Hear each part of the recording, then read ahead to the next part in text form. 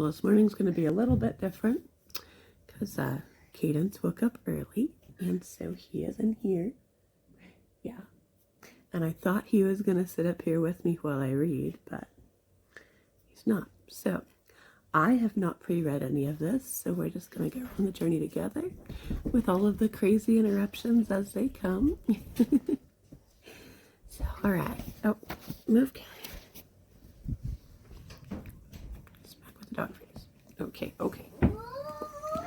Hi. Oh, it is. You're wet. Yes, you're wet. It's definitely raining or snowing or something. Lay down. Lay down. No, lay down. Lay down. Lay down. No, lay down. Okay. March 14th. March 14th. It's Friday. Thank God it's Friday. All right. Starting in Jesus Calling. Oh, March 14th. Do not hesitate to receive joy from me, for I bestow it to you abundantly. The more you rest in my presence, the more freely my blessings flow into you. In the light of my love, you are gradually transformed from glory to glory. It is through spending time with me that you realize how wide and long and high and deep is my love for you. Sometimes the relationship I offer you seems too good to be true. I pour my very life into you, and all you have to do is receive me. In a world characterized by working and taking, the admonition to rest and receive seems too easy. There is a close connection between receiving and believing. As you trust me more and more, you are able to receive me and my blessings abundantly. Be still and know that I am God. 2 Corinthians 3:18. But we all, with unveiled face, beholding as in a mirror the glory of the Lord, are being transformed into the same image from glory to glory, just as from the Lord, the Spirit. Ephesians 3:17 through 19. So that Christ may dwell in your hearts through faith. And I pray that you, being rooted and established in love, may have power, together with all the saints, to grasp how wide and long and high and deep is the love of Christ, and to know this love that surpasses knowledge, that you may be filled to the measure of all the fullness of God. Hi. You're going to come over here now? And then Psalm 46:10. Don't tear up my Bible, baby. Leave everything in there, please. Be still and know that I am God. I will be exalted among the nations. I will be exalted in the earth. Those are Mommy's notes. No, I want those to stay there. Come here, crazy hairs. Come here. You say hi. Oh, that's it. I'm just going to say hi from there. You sit next to Mama. I got one more book to read. Come here. Book. Come here. Book. Book. Well, I know I'm reading this book. Here, book. A book. Okay, you can go get a different book. All right. Oh. And then New Morning Mercies. March 14th. Corporate worship is designed to once again clear up our confusion as to what is truly important in life. Corporate worship is designed to once again clear up our confusion as to what is truly important in life. Well, we'll see what he means by corporate worship. I'm not really sure. Maybe like worshiping as a group, going to church. I don't know. Let's see. Okay. Here's what we all need to understand. This side of eternity, it's very hard for us to keep what God says is important as important in our hearts. For all of us, things rise to levels of importance far beyond their true importance and begin to command the thoughts, motives, desires, choices, and allegiance of our hearts. As human beings made in the likeness of God, we don't live by instinct. No, we are value-oriented, goal-oriented, purpose-oriented, and importance-oriented beings. We are always living in the quest for something. We are always in pursuit of some vision, some desire, or some dream. Every day we all name things as important, and when we do, we work to have those things in our lives. You could argue that everything we do and say is our attempt to get what is important to us from the situations, relationships, and locations in which we live. What I am describing is a huge spiritual battle that is fought on the turf of your heart. You see, whatever important thing rules your heart also shapes your words and behavior. The fact of the matter is that we all lose sight of what is truly important. Winning an argument becomes too important for us. A beautiful house rises in importance beyond its true worth.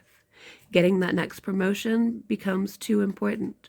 Having a comfortable and predictable life takes on too much value. Being liked by other people becomes more important to us than the favor of God. Physical beauty and pleasure take on too much value in our hearts. A cool car, a great steak, nice clothes, or the last bowl of cereal from the box rises in value far beyond its true significance. We all need to be reminded again and again of what God has declared are the most important things in life. So in grace, God has designed us to regularly gather together and remember the things that are worth living for. Corporate worship reminds us of His power, glory, and grace. It reminds us of the depth of our spiritual needs. It reminds us of the eternity that is to come. It reminds us of salvation, past, present, and future. And as it reminds us of these things, it clears up our values confusion once again, rescuing us from our wandering and often fickle hearts and pointing us to the one who rightly commands our allegiance and in grace gives us every important thing that we could ever need. And for further study, Hebrews 19 through 25. So I'm guessing that because he says to gather together and remember things that are worth living for, corporate worship does indicate like that we go to church and we worship with other people of like mind. And I do find value in that. I don't think it's like you're not going to go to heaven if you don't go to church, but there's definitely something about community that helps to keep you grounded and solid in what you're doing. And when I don't go to church, I know that I struggle a little bit more. Whereas when I do go, I have that support and that guidance, and I get to hear other things that God may want me to hear, or even just new perspectives. What are you doing?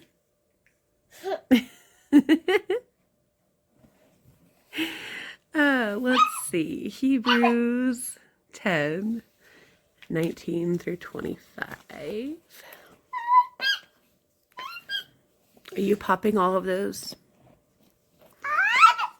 Yeah. Hebrews 10. Actually, I have it bookmarked.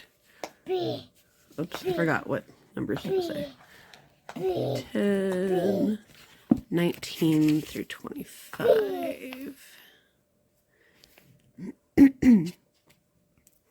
Therefore, brothers, since we have confidence to enter the holy places by the blood of Jesus, by the new and living way that he opened for us through the curtain, that is, through his flesh, and since we have a great priest over the house of God, let us draw near with a true heart in full assurance of faith, with our hearts sprinkled clean from an evil conscience, and our bodies washed with pure water.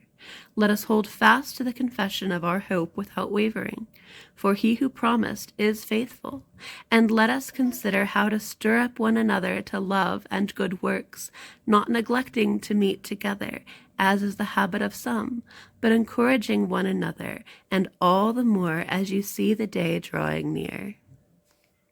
So yeah, just what I said, huh? Yeah, stir up one another to love and good works, not neglecting to meet together. And so there's something, again, in that meeting and that brain. Community. It's the word. There's something about the community that definitely helps. But if the purpose is to stir up one another to love and good works, how are you going to be pushed into doing those things and encouraging one another and acting in the way that God would ask you to act if nobody else is there to encourage you and stir it up, so to speak? I don't know. It's definitely something. God did not make us to be individual creatures. He did make us very social creatures. And when left to our own desires, our flesh does tend to get in the way. And those are the things and the times that Satan can really use any of those little temptations, any of those little desires to really push and push and push to pull us further from God. And so when you have that community, when you have those supports, when you have people to constantly kind of check in and see how you are and pray for you and support you in each of those moments, then the chances of the enemy being able to infiltrate your armor are pretty low. So yeah, I missed church Wednesday because I didn't realize it was Wednesday. I woke up yesterday and was like, I can go to church after work. No, I can't. It was Thursday. And even this morning, what is today? You know, it's been difficult to try to sort out all of the scheduling. But even these moments now, the time in the morning that I take to talk to God and to do some kind of study like this, I made it a priority. I'm exhausted. Would I like to sleep in another hour? Oh, yeah. But this is what I said I was going to do. And I don't want to make empty promises to God anymore. I've already done that. And I know that this helps me to really start my day better.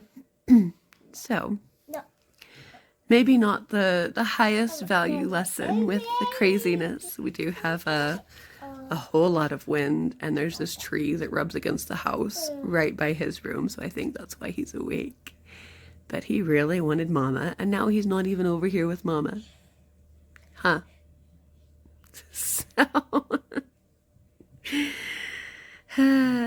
just the encouragement that even when things are a little crazy, take the time to be with God. Take the time to read and to study. You pooped?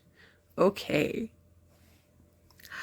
And know that even in the moments where we're required to handle other things, God is here and he knows and he's never far. So even just a moment of, oh, Lord, I'm struggling, can help to bring him a little bit closer. Just take that moment to really feel his presence. And as always, if you're struggling, reach out. Find that community that you need.